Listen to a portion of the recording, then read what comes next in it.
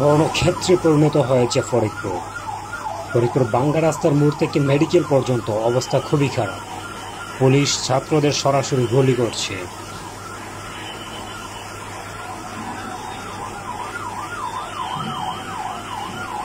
ছাত্ররা তাদের মিছিল নিয়ে যখন সামনের দিকে এগুচ্ছে, ঠিক তখনই পুলিশ তাদেরকে বাধা দিচ্ছে এবং পুলিশ কিন্তু সামনাসামনি থেকেই গুলি করছে সাধারণ শিক্ষার্থীদেরকে। যেমনটি আপনারা ভিডিওতে দেখতে পাচ্ছেন, ঠিক তেমনই ঘটছে সেখানে। ফরিদপুরের অবস্থা ভালো নেই, ফরিদপুরের অবস্থা খুবই ভয়ানক।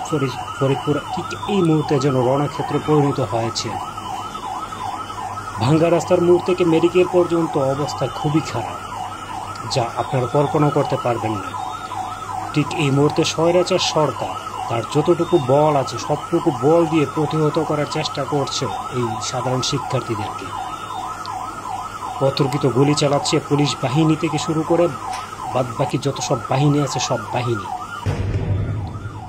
আপনারা দেখতে পাচ্ছেন পুলিশ কিন্তু সামনাসামনি থেকে গুলি করছে সাধারণ শিক্ষার্থীদেরকে। যেমনটি আপনারা ভিডিওতে দেখতে পাচ্ছেন, পুলিশ এবং অন্যান্য প্রশাসনের যত কর্মকর্তা আছে তারা কিন্তু সামনাসামনি গুলি করছে এবং শিক্ষার্থীরাও কিন্তু রুখে দাঁড়িয়েছে, তাদেরকে প্রতিহত করার চেষ্টা করছে, তাদের আন্দোলন চালিয়ে যাওয়ার জন্য তারা কিন্তু যথাযথ চেষ্টা করে যাচ্ছে। কিন্তু পুলিশ বাহিনীর যেই অতর্কিত হামলা এবং ছাত্রলীগের যে অতর্কিত হামলা, সেই হামলার কারণে কিন্তু সেটি সম্ভব হচ্ছে না সাধারণ শিক্ষার্থীদের কাছে তাদের আন্দোলন শান্তিপূর্ণভাবে চালিয়ে যাওয়া। তারা কিন্তু শান্তিপূর্ণভাবে মিছিল নিয়ে আসছিল। যেমনটি দেখা যাচ্ছে, এক পুলিশ সদস্য কিন্তু দৌড়ে এসে একটি গ্রেনেড মেরে গেল।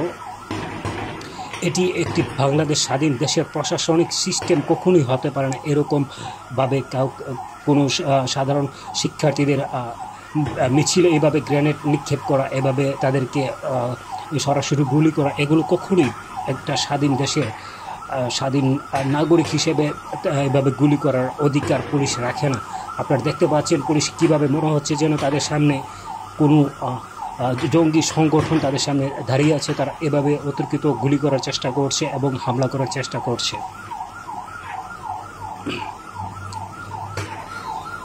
শিক্ষার্থীরাও কিন্তু হাল ছাড়ছে না, শিক্ষার্থীরাও কিন্তু তাদের আপ্রাণ চেষ্টা করে যাচ্ছে তাদের এই আন্দোলনটাকে তারা চালিয়ে যাওয়ার জন্য। আপনারা যারা এই ভিডিওটি দেখছেন ঠিক এই মুহূর্তে, তারা অবশ্যই ভিডিওটি বেশি বেশি শেয়ার করবেন, যাতে করে ফরিদপুরের যারা আছে সবাই এই সাধারণ শিক্ষার্থীদের পাশে এসে দাঁড়াতে পারে। আমি সবাইকে অনুরোধ করবো, আপনারা ফরিদপুরের যারা আছেন স্থানীয় বাসিন্দা সবাই এই সাধারণ শিক্ষার্থীদের পাশে এসে দাঁড়ান।